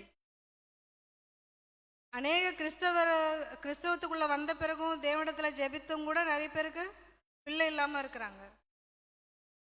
நிறைய பேர் பிள்ளைகள் பெற்றுக்கொள்ளக்கூடாது என்ற வைராக்கியத்திலும் இருக்கிறாங்க. அப்படி எல்லாருடைய கர்ப்பமும் பாக்கியம் உள்ளதா? பிள்ளை பெறாதவருடைய எல்லாருடைய கர்ப்பமும் பாக்கியம் உள்ளதா என்று கேட்டால் அதுவும் கிடையாது.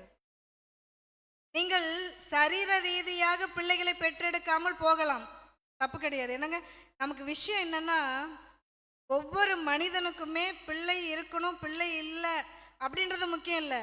ஒவ்வொரு மனிதனும் பரலோகத்திற்கு தகுதியானவனாக மாறினானா என்பதுதான் முக்கியம். எது முக்கியங்க? நீ பிள்ளை பெற்றெடுத்தியா, பிள்ளை பெற்றெடுக்கலையா, அது இல்லை முக்கியம். அது இல்லை தேவனுக்கு முக்கியம். உங்களுக்கு புரிஞ்சுதா? நீ பரலோகத்திற்கு செல்ல தகுதியானவளாக மாறினாயா? உன்னுடைய பிள்ளைகளை பரலோகத்திற்கு செல்ல தகுதியானவர்களாக மாற்றினாயா? அது முக்கியம். தேவன் நம்மிடத்துல எதிர்பார்ப்பது எதுங்க? நீ பிள்ளை வச்சிருக்கியா வச்சிருக்கலையா அதை பார்க்க மாட்டாரு. புரிஞ்சுதா? நீ பிள்ளை வச்சிருக்கிறியா, எத்தனை பிள்ளை வச்சிருக்கிற, அது இல்லை தேவனுக்கு முக்கியம். தேவனுக்கு எது முக்கியம்? பரலோகத்திற்கு உங்களை தயாராக்கி கொண்டீர்களா? உங்களுடைய பிள்ளைகளை தயார் செய்து கொண்டீர்களா பரலோகத்திற்கு செல்ல? அதுதான் முக்கியம். பிள்ளை பெறாதவர்களும் கூட பரலோகத்திற்கு செல்ல தயாராக இருக்கிறார்களா? பிள்ளை பெறாதவர்கள் பிள்ளை பெற்றெடுக்கல, ஓகே.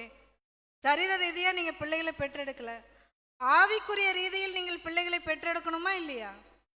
ஆவிக்குரிய ரீதியில் பிள்ளைகளை பெற்றெடுக்க வேண்டும். அதற்கு ஒரு உதாரணம் அப்போஸ்தலனாகிய பவுல். அப்போஸ்தலனாகிய பவுல் அவர் திருமணம் செய்து கொள்ளவில்லை. ஆனால் பிள்ளைகளை பெற்றார். எத்தனை பிள்ளைகளை பெற்றார் சொல்லுங்க? பவுலுக்கு எத்தனை பிள்ளைகள் தெரியுமா? கல்யாணமே செய்யல,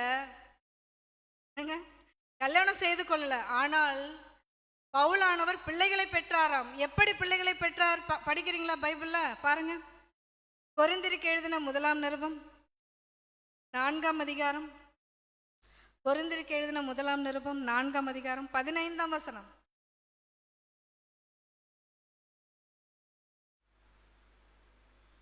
கொரிந்தியருக்கு எழுதின முதலாம் நிருபம் 4ஆம் அதிகாரம் 15.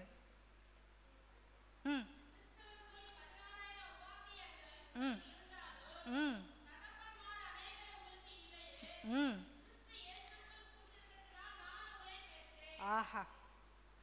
கிறிஸ்து இயேசுவுக்குள் சுவிசேஷத்தினால் நான் உங்களை பெற்றேன். கிறிஸ்துவுக்குள் 10,000 வாத்தியார்கள் உங்களுக்கு இருந்தாலும், என்னங்க நிறைய டீச்சருங்க இருந்தாலும், தகப்பன்மார் ஒருத்தர் தான். அந்த தகப்பன் யாருன்னா நான் தான்.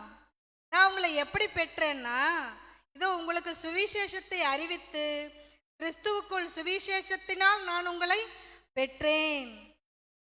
பவுலானவர் திருமணம் செய்து கொள்ளவில்லை, ஆனால் அவருடைய கர்ப்பத்தை பாக்கியம் உள்ளதாக மாற்றிக்கொண்டார். எப்படிங்க? எப்படி? சுவிசேஷத்தினால் பிள்ளைகளை பெற்றார். சுவிசேஷத்தினால் பிள்ளைகளை பெற்றெடு. இந்த பிள்ளைகளை பெற்றெடுக்க ஏதாவது கட்டுப்பாடு இருக்காங்க? எத்தனை பிள்ளைகளை பெற்றெடுக்கலாம்? இப்போ சரீர ரீதியாக நாம் பிள்ளைகளை பெற்றெடுக்கும் போது 1 2 இல்லைன்னா 3 பெற்றெடுக்கலாம், இல்லையா? ஆனால் சுவிசேஷத்தினால் பிள்ளைகளை பெற்றெடுக்கலாம். எப்படி பெற்றெடுக்கலாம்? எத்தனை பிள்ளை பெற்றெடுக்கலாம்? எத்தனை வேண்டுமானாலும் பெற்றெடுத்து கொண்டே போகலாம். இதுக்கு யாருன்னு ஆசைப்படுவோமாங்க? சுவிசேஷத்தினால் பிள்ளைகளை பெற்றெடுக்க வேண்டும். ஒருவேளை உங்களுக்கு பிள்ளை இல்லையா? நீங்கள் தேவனுக்காக வாழ்ந்து சுவிசேஷத்தினால் பிள்ளைகளை பெற்றெடுக்க வேண்டும். அந்த வேலையை செய்ய வேண்டும். அவர்களே பாக்கியமுள்ளவர்கள். பிள்ளை பெறாத எல்லா கர்ப்பங்களும் பாக்கியம் உள்ளது அல்ல. யார் பிள்ளை பெறவில்லையோ அவர்கள் தேவனுக்காக வாழ்ந்து சுவிசேஷத்தினால் பிள்ளைகளை பெற்றெடுக்க வேண்டும், ஒரு பவுலானவரை போல. அதிலே கலாத்தியர் நிருபம் பாருங்க. கலாத்தியர் நிருபம் 4ஆம் அதிகாரம். கலாத்தியர் 4ஆம் அதிகாரம் 19ஆம் வசனம். என் சிறு பிள்ளைகளே, இதோ கிறிஸ்து உங்களிடத்தில் உருவாகும் அளவும், கிறிஸ்து உங்களிடத்தில் உருவாகும் அளவும் உங்களுக்காக மறுபடியும் கர்ப்பவேதனைப்படுகிறேன். ஒரு பிள்ளையை பெறும்பொழுது அந்த தாய் எத்தனை வேதனைப்படுவாளோ, எத்தனை கஷ்டப்படுவாளோ, அதே போல இயேசு கிறிஸ்து உங்களில் உருவாகுவதற்கு நான் கர்ப்பவேதனைப்படுகிறேன் என்றால் என்ன புரியுதாங்க? தேவனுடைய வார்த்தையை அவ்வளவு கஷ்டப்பட்டு உங்களுக்கு நான் அறிவிக்கிறேன்.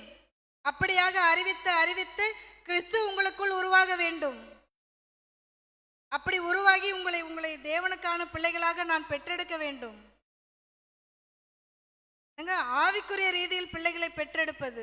ஒருவேளை பிள்ளை இல்லாதிருந்தால் நாம் பிள்ளைகளை பெற்றெடுக்க வேண்டும். எப்படி? ஆவிக்குரிய ரீதியில் பிள்ளைகளை பெற்றெடுக்க வேண்டும். இதுக்கு கட்டுப்பாடே கிடையாது. எத்தனை பிள்ளைகளை வேண்டுமானாலும் பெற்றெடுக்கலாம். புரிஞ்சுதாங்க? இயேசு கிறிஸ்துவும் திருமணம் செய்து கொள்ளல இல்லையா? அவரும் கூட ஆவிக்குரிய ரீதியில் பிள்ளைகளை பெற்றெடுக்கவே விருப்பப்பட்டார். தன்னுடைய சொந்த பந்தங்களுக்கு அவர் அதிக முக்கியத்துவம் கொடுக்கல. பைபிளில் நீங்கள் படிச்சீங்கன்னா ஒரு 30 வயது வரை தான் தாய் தகப்பனுக்கு அடங்கி இருந்தார் இல்லையா? 30 வயது வரை. 30 வயதுக்கு பிற்பாடு ஊழியத்தில் இறங்கின பிறகு அவர் தன்னுடைய இரத்த பந்தங்களுக்கு அதிக முக்கியத்துவத்தை கொடுத்தாரா என்று பைபிளில் படிச்சிங்கன்னா கிடையாது இல்லையா? ஒரு முறை இயேசுவானவரை பார்க்க வருவாங்க. யாரு? தாய் மரியாளும் சகோதரர்களும் வருவாங்க இல்லையா? சந்தர்ப்பம் படிச்சிருக்கீங்களா? வருவாங்க. அந்த அம்மா என்ன சொல்லி கூட்டின்னு போயிருப்பாங்க? நீங்களே சொல்லுங்க. என்ன சொல்லி கூட்டின்னு போயிருப்பாங்க? நம்ம அண்ணன் வீட்டுக்கு வந்து ரொம்ப நாள் ஆச்சு, எங்கே போனார்னே தெரில, எங்கேயோ பக்கத்து ஊருக்கு வந்திருக்கிறாராம், வாங்கப்பா கொஞ்சம் போய் பார்த்துட்டு வந்துடலாம் அப்படிப்பாங்களா? சரி வாங்க போகலாம் அப்படின்ட்டு அண்ணன் கூட பிறந்தா எல்லாம் வந்திருப்பாங்க. வெளியே வந்து நின்று ஒரே கூட்டம், வீட்டுக்குள்ளே நுழைய முடியல, அவ்வளோ கூட்டம். தேவனுடைய வார்த்தையை கேட்டுக்கொண்டுருக்குறாங்க இயேசுவானவர் மூலமாக. ஒரே கூட்டம். ஸோ வேலைக்காரன்கிட்ட சொல்லி அனுப்புகிறாங்க, என்னென்னு, நாங்கள் அம்மாவும் கூட பிறந்தவங்களும் வந்திருக்குறாங்க, போய் சொல்லுங்க அப்படின்னு சொன்ன உடனே இயேசுவானவர் துள்ளி குதிச்சு வந்தாராங்க. ஐயோ அம்மா வந்துட்டாங்க, அம்மா அப்படின்னு சொல்லிட்டு போனாராங்க. தம்பிங்க அண்ணனுங்க வந்திருக்கிறாங்க, என்னங்க நம்மளா இருந்தால் என்ன பண்ணியிருப்பீங்க, நீங்களா இருந்தால் என்ன பண்ணுவீங்க? சர்ச்சாவது ப்ரேயர் ஆகுது. நமக்கு யாரும் முக்கியம்? முதல்ல என் சொந்தக்காரங்க, என் ஃபங்க்ஷன், எனக்கு ஃபங்க்ஷன் முக்கியம். ஞாயிற்றுக்கிழமை இந்த ஒரு ஞாயிற்றுக்கிழமை போலன்னா ஒன்றும் பிரச்சனை இல்லை. ஃபங்க்ஷனு வருமா? இந்த ஞாயிற்றுக்கிழமை இல்லைன்னா அடுத்த ஞாயிற்றுக்கிழமை, ஆனால் ஃபங்க்ஷனு போயிடும் இல்லையா? அதனால எனக்கு ஃபங்க்ஷன் தான் முக்கியம் அப்படின்னு எத்தனையோ பேர் தேவனுடைய சமூகத்தை விட்டுட்டு எங்கே போவீங்க? சொந்த பந்தங்களை தேடி ஓடுவீங்க. ஆனால் இயேசுவான் அப்படி செஞ்சாராங்க. என்ன கேட்டாருங்க? என்ன கேட்டாரு? யார் என் தாய்? நீங்கள் கேட்பீங்களா? சொந்தக்காரன், நீங்கள் யாரு? நீங்கள் யாரு? நீங்களாம் எனக்கு சொந்தம் கிடையாது அப்படின்னு என்னைக்காவது சொந்த பந்தங்களை பார்த்து சொல்லுவீங்களா? நீங்கள் சொல்ல மாட்டீங்க. நீ எங்கள் மாமா, நீ எங்கள் மாமி, நீங்கள் தான் எனக்கு எல்லாமே அப்படின்னுவீங்க. நீங்கள் இயேசுவானவர் என்ன சொன்னார்? யார் என் தாய்? தாயை பார்த்தே அந்த கேள்வியை கேட்டார். பெற்றெடுத்த தாயை பார்த்தே அந்த கேள்வியை கேட்டார். யார் என் தாய்? யார் என் சகோதரர்கள்? யாரெல்லாம் தேவனுடைய வார்த்தையை கேட்டுக்கொண்டிருக்கிறாளோ அவர்களிடத்திலே தன்னுடைய கையை நீட்டி, இவர்களே என் தாய், இவர்களே என்னுடைய சகோதரர்கள். தேவனுடைய வார்த்தை யார் கேட்டு நடக்கிறார்களோ அவர்களே என்னுடைய தாய், என்னுடைய சகோதரர்கள், என்னுடைய சொந்தம், என்னுடைய பந்தம்னு சொன்னார். நீங்களும் என்ன சொல்லணும்? உங்களுடைய சொந்த பந்தங்களுக்கு அதிக முக்கியத்துவத்தை நீங்கள் கொடுக்கக்கூடாது. யாருக்கு கொடுக்கணுங்க? இதோ உங்கள் பக்கத்தில் உட்காந்துருக்காருங்க பாருங்க, அவங்க தான் உங்கள் சொந்தக்காரங்க. உங்கள் பக்கத்தில் உட்காந்துருக்காங்க பாருங்க, அவங்க தான் உங்கள் சகோதரி, உன்னுடைய தாய். ஏன்னா இவங்க தான் அங்கே வரப்போகிறாங்க பரலோகத்துக்கு. உங்கள் சொந்தக்காரங்க வருவாங்களா? உங்களுக்கு புரிஞ்சுதாம்மா? அப்போ இயேசுவானவரும் கூட தன்னுடைய இரத்த பந்தங்களுக்கு அவர் முக்கியத்துவம் கொடுக்கல, ஆவிக்குரிய பிள்ளைகளுக்கே அதிக முக்கியத்துவத்தை கொடுத்தார். நாமும் கூட அப்படித்தான் யோசிக்கணும். உங்களுக்கு புரிஞ்சுதா? நாமும் கூட அப்படித்தான் யோசிக்கணும். அப்போ பிள்ளை பெறாத கர்ப்பங்களும் கூட பாக்கியம் உள்ளதுதான். எப்பொழுது? பிள்ளை பெறாதவர்கள் தேவனுக்காக வாழ்ந்து அநேகரை சுவிசேஷத்தினால் யாரெல்லாம் பெற்றெடுக்கிறார்களோ அவர்களுடைய கர்ப்பங்கள் மட்டுமே பாக்கியம் உள்ளது. பிள்ளை பெறுகின்றவர்களுடைய கர்ப்பமும் பாக்கியம் உள்ளதுதான். எப்பொழுது? எப்பொழுது? அவர்களை தேவனுக்காக வளர்க்கும் பொழுதுதான் பாக்கியம் உள்ளது. அதே போல பிள்ளை பெறாத கர்ப்பங்களும் கூட பாக்கியம் உள்ளதுதான். எப்பொழுது?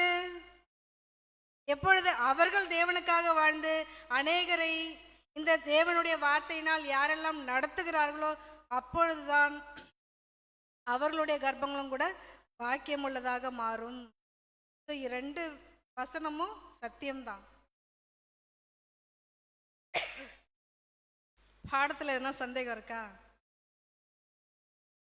பாடம் முடிஞ்சிருச்சு. என்ன சந்தேகம் இருக்காப்பா?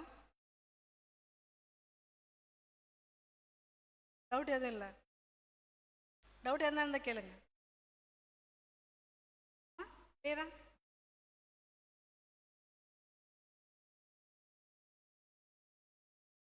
ஜெபம் மட்டும் பண்ணிடுவா. ஜெபம் பண்ணிடலாம். ஜெபம். பரலோகத்தில் இருக்கிற எங்கள் நல்ல தகப்பனே, இந்த நாளுக்காக நன்றி. நாளிலும் ஆராய்ந்து காரியங்களை தகப்பனே, என்னுடைய கர்ப்பங்களை பாக்கியமுள்ளதாக மாற்றிக்கொள்ள தகப்பனே உதவி செய்யுங்க. ஒருவேளை என்னுடைய கர்ப்பம் இதோ பெற்ற கர்ப்பமாக இருந்தால் இது என்னுடைய பிள்ளைகளை உங்களுக்காக வளர்க்க எங்களுக்கு நல்ல ஞானத்தை கொடுங்க தகப்பனே. பிள்ளைகளுக்கு உம்முடைய வார்த்தையை போதித்து அவர்களை உம்முடைய பாதையில் நடத்தி உமக்காக அவர்களை வளர்த்தெடுக்க எங்களுக்கு உதவி செய்யுங்க. ஒருவேளை பிள்ளை இல்லாதிருந்தால் தகப்பனே, அநேகருக்கு உம்முடைய வார்த்தைகளை சொல்லி சுவிசேஷத்தினால் அநேக பிள்ளைகளை பெற்றெடுக்க எங்களுக்கு வந்திருக்கிற ஒவ்வொரு பிள்ளைகளையும் இப்படியாக தகப்பனே உம்முடைய வசனத்தினாலே காத்து கொண்டு ஆசீர்வதி தகப்பனே. ஆசீர்வதி சபை போது குடும்பங்களையும் ஆசீர்வதி. இயேசு கிறிஸ்துவின் நாமத்தினால இந்த ஜெபத்தை ஏறெடுக்கும்.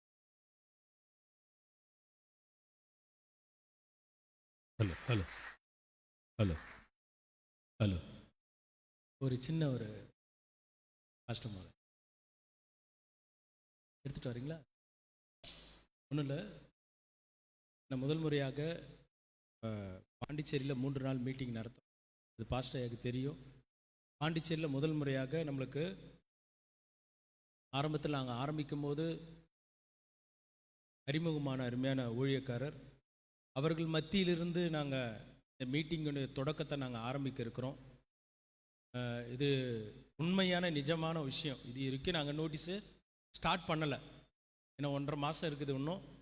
ஆனாலும் தேவனுடைய பணியில் மிக நான் ஆரம்பத்திலேருந்து பார்த்தது போல் ரொம்ப பிரயாசப்பட்டு இந்த ஊழியத்தை நிறைவேற்றி கொண்டிருக்கிற அருமையான தாசன் அவருடைய சபையிலே ஜெபித்து அவரின் முன்னிலே நாங்கள் என்ன பண்ணோம், சபையார் முன்னிலே நாங்கள் என்ன பண்ணோம், அவருக்கு இன்விடேஷன் கொடுக்க போகிறோம். அதை அன்பாக ஏற்றுக்கொண்டு சபையார் அனைவரும் வந்து இந்த மாபெரும் வேதாகம ஆராய்ச்சி மீட்டிங்க்கு உங்களுடைய ஒத்துழைப்பு, முக்கியமாக ஜெபங்கள் இருக்க வேண்டும் என்று உங்களை தாழ்மையுடன் கேட்டுக்கொள்கிறேன். வாங்க ஃபர்ஸ்ட் அம்மா வாங்க, சபையார் வாங்க, வாங்க ஃப்ரண்ட்டில் வாங்க. அம்மா வாங்கம்மா, ஏகோலி அம்மா வாங்க.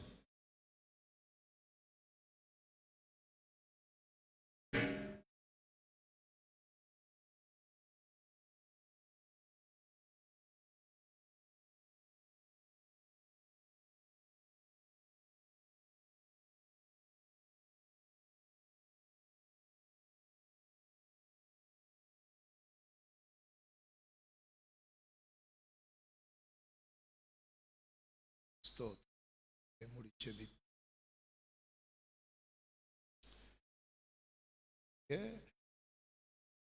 மே மாதம் 21, 22 மே மாதம் 21, 22, 23 திறந்தவெளி மைதானத்தில் நேரம் காலை 10 முதல் 5 மணி மற்றும் திறந்தவெளி பொதுக்கூட்டம் மாலை 6 மணி முதல் இரவு 9 மணி. இந்த மீட்டிங் நோட்டீஸ் வந்து நம்ம சபையில் வருகிற ஞாயிற்றுக்கிழமைகளில் நம்ம தொடர்ச்சியாக நம்ம அறிவிப்போம். இப்போ மைண்டில் வச்சுக்கோங்க, குரூப்லையும் நம்ம அதை போடுவோம். கட்டாயம் நம்ம சபையில் இருக்கிற எல்லா பிள்ளைகளும் இந்த கூட்டத்தில் தவறாமல் கலந்து கொள்ளணும். ஹல்லேலூயா. இது ஆசீர்வாதமாக இருக்கும். அதற்கான வாகன வசதி எல்லாமே இங்கேருந்து போவதற்கு 3 நாள் மீட்டிங்க்கும் இங்கிருந்து போவதற்கான வாகன வசதி எல்லாம் ஏற்பாடு செய்து தருவோம். அதில் கலந்து கொள்ளணும். நம்ம எல்லாம் இதற்காக கண்களை மூடி நம்ம ஜெபிப்போம். நோட்டீஸ் முத நம்முடைய சபையில் அருமையான கர்த்தருடைய பிள்ளைகள் தந்திருக்கிறாங்க. நிச்சயமாய் இந்த கூட்டம் மிகப்பெரிய ஆசீர்வாதமாக இருக்கணும். எல்லா கண்களை மூடி ஸ்தோத்திரம் பண்ணுங்க. நன்றி ஆண்டவரே, உம்மை துதிக்கிறோம். ஸ்தோத்திரம் அப்பா. எங்களை நேசிக்கிற பரிசுத்தம் நிறைந்த நல்ல தகப்பனே, ஆண்டவரே, வருகிற மே மாதம் இந்த 3 நாட்கள் 21, 22, 23 நடக்க இருக்கிற மாபெரும் வேதாகாம ஆராய்ச்சி முகாமுக்காக நாங்கள் ஜெபிக்கிறோம் அப்பா. அநேக மக்களுடைய, குறிப்பாக அநேக கர்த்தருடைய பிள்ளைகளுடைய மனக்கண்கள் திறக்கப்பட, ஒரு ஆண்டவரே வசனத்தை குறித்த ஒரு அறிகிற அறிவு உண்டாக, அநேகருக்கு வேதத்தை குறித்த தாகம் ஆண்டவரே உள்ளத்திலிருந்து எழும்பி வர கர்த்தர் உதவி செய்யும். இந்த கூட்டத்தை பொறுப்பெடுத்து நடத்துகிற அருமையான சபையார், கர்த்தருடைய பிள்ளைகள், ஊழியர்கள் எல்லாரையும் கர்த்தர் நீர் ஆஸ்வதிப்பீராக. நாங்களும் இந்த 3 நாட்கள் சபையாக சென்று அந்த கூட்டங்களை கலந்து கொண்டு அதன் மூலமாய் வேதத்திலிருந்து கிடைக்கிற அனைத்து வெளிச்சத்தையும் நன்மையும் நாங்கள் சுதந்திரிக்க கர்த்தர் உதவி செய்யும்படி நாங்கள் ஜெபிக்கிறோம். இயற்கையில் ஆண்டவரே சாதகமாக இருக்கட்டும் அப்பா. இந்த கூட்டத்திற்கான ஆண்டவரே அனைத்து தேவைகளையும் என் தகப்பன் நீர் சந்திப்பீராக. இயேசுவின் நாமத்திலே மைதானம் முதற்கொண்டு, வாகனங்கள் முதற்கொண்டு, உணவு, தண்ணீர், ஆண்டவரே ஸ்தோத்திரம், பொருளாதார தேவைகள், பண தேவைகள், ஆண்டவரே பியர் சிஸ்டங்கள், சவுண்ட் சிஸ்டங்கள், எல்லா காரியங்களையும் கர்த்தர் நேர்த்தியாய் பொறுப்பெடுத்து அற்புதமாய் நடத்தும்படி நாங்கள் ஜெபிக்கிறோம். நிச்சயம் பாண்டிச்சேரி மாநிலத்திற்கு இந்த கூட்டமானது ஒரு பெரிய திருப்புமுனையை உண்டு பண்ணட்டும். வருகிறவர்கள் வெளியே போகும்போது வேறு மனுஷனாய், வேறு மனுஷியாய் ஆண்டவரை வெளியே செல்ல கர்த்தர் உதவி செய்யும்.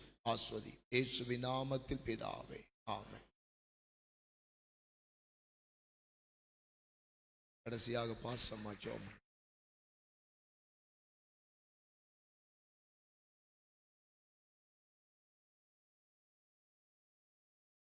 அல்லேலூயா. இத்தனை பேர்த்துக்கு இந்த சத்தியமெல்லாம் புரிஞ்சிச்சா? எல்லாருக்கும் நல்லா? ஆமென். பெருத்த கற்பமும் கர்ப்பமும் பாக்கியம் உள்ளது தான், பெருக்காத கற்பமும் பாக்கியம் உள்ளது தான் அப்படின்னு சொல்லி பைபிளில் சொல்லப்பட்டாலும், நமக்கு வந்து அந்த லூக்காவில் 27 நம்ம படித்தோம் இல்லையா? 28 பார்த்தீங்கன்னு சொன்னால், அந்த 11:28 பார்த்தீங்கன்னா, அப்படி ஆனாலும் கர்த்தருடைய வார்த்தையை கேட்டு அதன்படி நடக்கிறவர்களே, அதன்படி வாழுகிறவர்களே அதிக பாக்கியம் உள்ளவர்கள் இருக்கு. நீங்கள் வீட்டில் போய் படிச்சுக்கிங்க. ஆமென். அப்போ இதில் என்னத்தை பார்த்தோம் இவ்வளோ நேரம்? முதல்ல சிஸ்டர் சொன்னாங்கல்ல, பெத்த கற்பம் பாக்கியம் உள்ளதா, பெருக்காத கற்பம் பாக்கியம் உள்ளதான்னு அந்த தலைப்பில் என்ன செஞ்சோம்? வார்த்தையை கேட்டோம். ஆனாலும் கர்த்தருடைய வார்த்தையின்படி அந்த வார்த்தையை